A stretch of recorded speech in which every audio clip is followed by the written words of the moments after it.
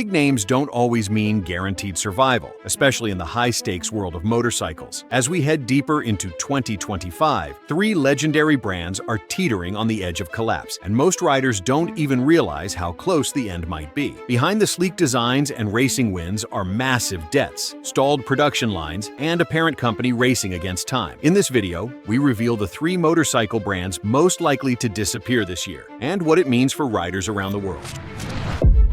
Husqvarna, the legacy brand that may vanish.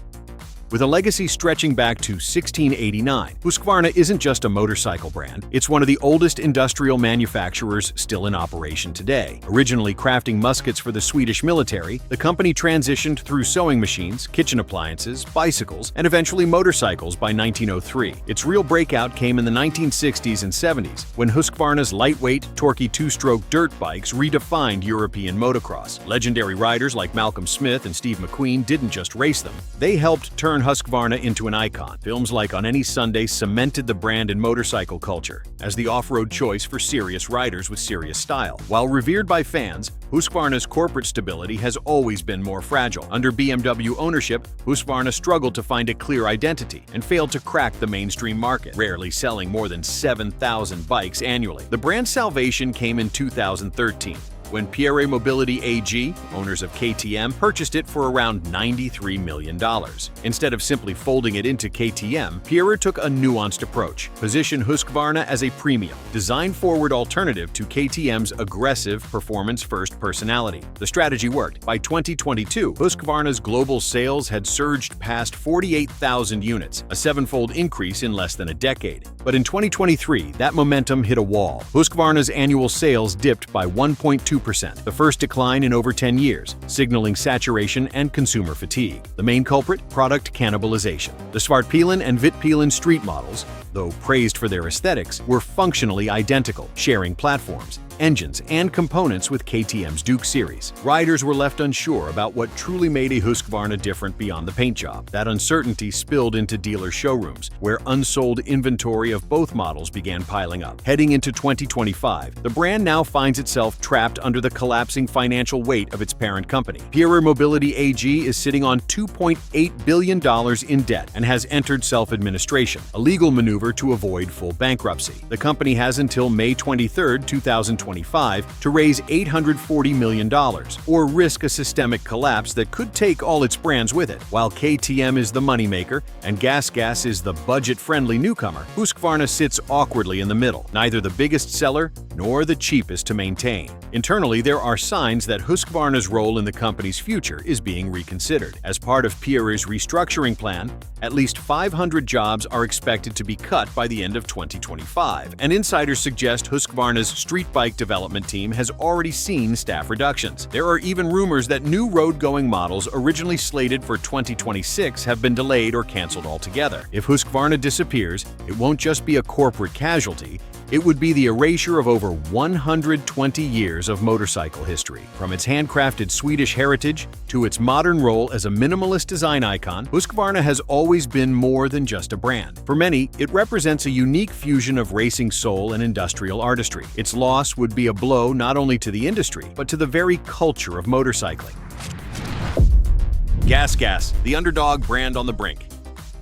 GasGas may be the youngest of the Pierre Mobility trio, but its history has been anything but stable. Founded in 1985 in Girona, Spain, the company made a name for itself by mastering one of motorcycling's most technical disciplines, observed trials. In this unique motorsport, where finesse and control matter more than outright speed, GasGas quickly climbed to the top, becoming a benchmark brand in trials competition through the late 1980s and 1990s. Its bikes were lightweight, nimble, and capable of defying gravity over boulders and logs, and the quirky brand name itself, GasGas, came from a Spanish expression meaning go, go, or give it gas, a playful nod to its performance ethos. By the 1990s, GasGas had racked up multiple world championships, and its reputation within trial circles was bulletproof. But financially, the company struggled. Its product lineup was narrowly focused, and as global motorcycle markets shifted toward dual sports and high-volume street bikes, GasGas found itself increasingly out of step. The 2008 global financial crisis hit Spain especially hard, wiping out domestic demand and crushing local manufacturing. By 2015, 2013, GasGas was bankrupt, its production lines halted,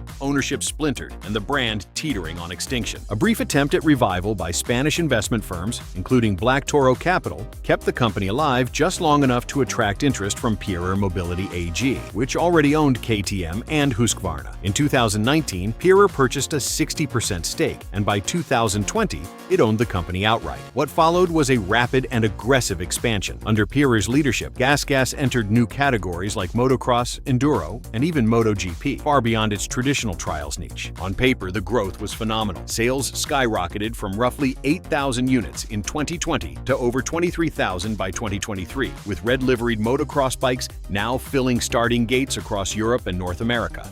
The MotoGP debut in 2023 with rider Augusto Fernandez was a major branding move. Suddenly, GasGas wasn't just about trials anymore. It was part of motorcycle racing's global elite. But underneath the glossy marketing and red plastics, a structural weakness emerged: redundancy. Most GasGas models were built on KTM platforms, sharing frames, engines, suspension, and components. Aside from color and minor tuning changes, many consumers began to see GasGas as a KTM light, not different enough to feel unique, yet not cheap enough to justify the overlap. And in 2024, cracks began to show. Dealers reported excess inventory, especially of motocross and enduro models. Consumer demand plateaued, and some markets, particularly in North America, struggled to justify three overlapping brands from the same parent company. Now, in May 2025, GasGas finds itself in the most precarious position of the three, as Pierer Mobility faces $2.8 billion in debt and a looming deadline to raise $840 million by May 23rd. Insiders suggest that GasGas is the most likely brand to be cut in a restructuring effort. With the smallest dealer network, the least brand equity outside Europe, and a product lineup that overlaps heavily with KTM and Husqvarna, GasGas is vulnerable. The proposed job cuts,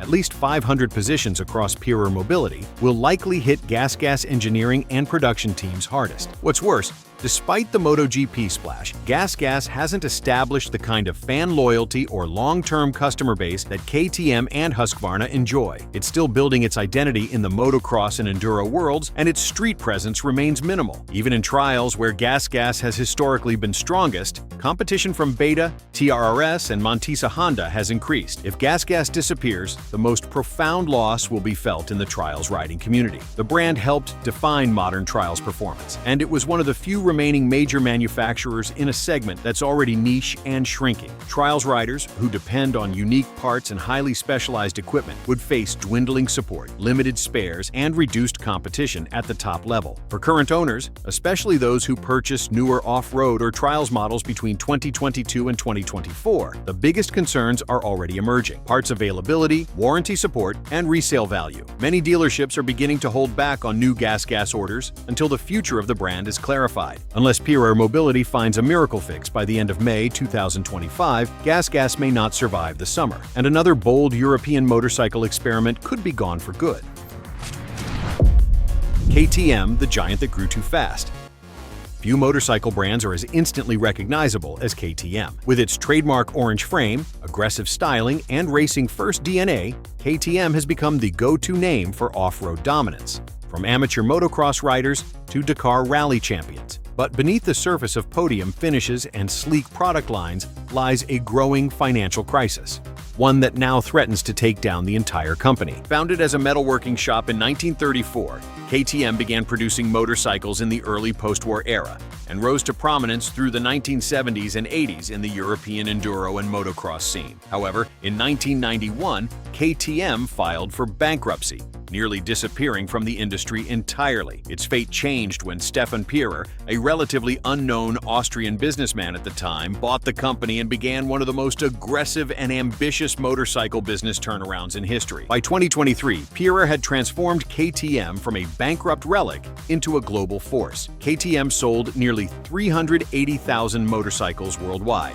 surpassed BMW Motorrad in unit volume, and had a robust presence in over 100 countries. Much of this growth came from an aggressive strategy: acquire other brands, like Husqvarna in 2013 and GasGas in 2019, expand into every major riding segment, and partner with Bajaj Auto to produce small displacement KTMs, 125cc to 390cc, for emerging markets like India, Indonesia, and Thailand. But by 2024, that same strategy began to unravel. While the small bikes sold well in volume, they delivered slim profit margins. Over 60% of KTM's sales now come from these lower-margin India-built models. Simultaneously, Pierer Mobility invested heavily in new production facilities, brand marketing, including MotoGP, and R&D, often funded by debt. By the start of 2025, that debt had reached a staggering $2.8 billion.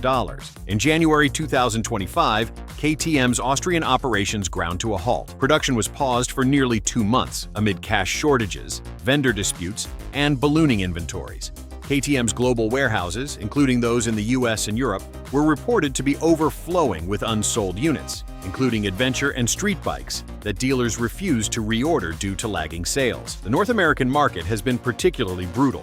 Over 120 KTM dealerships closed between late 2023 and April 2025, many citing inconsistent product delivery, unreliable electronics, and weak after-sales support. At the same time, KTM's product reputation began to slip. While the brand has long marketed itself on performance and innovation, recent models, especially in the Adventure and Super Duke lines, have been criticized for software bugs, electronic glitches, and mechanical reliability issues. Owners have reported problems with TFT displays freezing mid-ride, ABS and traction control failures, and inconsistent fueling. These issues have resulted in costly warranty claims, technical service bulletins, and multiple recalls, all of which further strained KTM's already precarious finances. KTM's typical customers, performance-minded riders and serious off-road enthusiasts, expect premium reliability. As issues piled up, some of the brand's most loyal fans began to look elsewhere, with many turning to Japanese alternatives or European rivals like Ducati and Triumph. The depth of the crisis was underscored when Stefan Pierer stepped down as CEO in February 2025, ending a 3-decade reign. His replacement, Godfried Neumeister,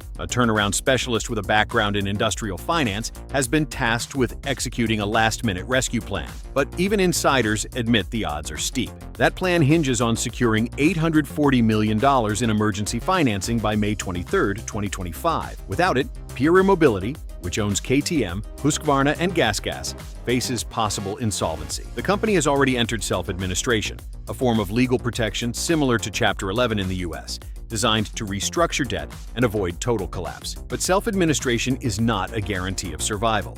The implications of KTM failing go far beyond one brand. KTM's manufacturing operations support over 3,600 jobs, many of which are already at risk. The company's supplier ecosystem stretches across Austria, India, and multiple parts of Eastern Europe. Its collapse would ripple through global supply chains, dealer networks, and even racing teams, including its MotoGP and Dakar rally efforts. Even more concerning, KTM has served as the anchor for Pierer Mobility's entire strategy. Without it, the company's ability to support Husqvarna and GasGas is severely compromised. In fact, some analysts speculate that KTM could be carved up and sold off in parts to investors, or perhaps even to Bajaj Auto or a Chinese manufacturer. For riders, the loss of KTM would be deeply felt. KTM is more than just a motorcycle brand. It's a symbol of European grit, the bold underdog that beat the odds and challenged Japan's dominance. Its legacy includes fuel-injected two-strokes, racing-proven electronics, and countless innovations that shape the modern off-road and adventure categories. But unless something dramatic changes in the next few weeks, KTM may go from being the most aggressive player in the motorcycle industry to its most high-profile casualty in recent memory. The possible loss of KTM, Husqvarna, or GasGas would send shockwaves through the motorcycle world, not just for fans of the brands, but for the industry as a whole. Whether it's heritage, innovation, or accessibility, each of these companies brings something unique to the table, and their disappearance would leave a massive gap. As Pierer Mobility scrambles to secure funding, the clock is ticking, and the future of all three brands hangs in the balance. Let us know in the comments which brand you think deserves to survive the most. And don't forget to like, subscribe, and hit the bell so you don't miss our next deep dive into the motorcycle world.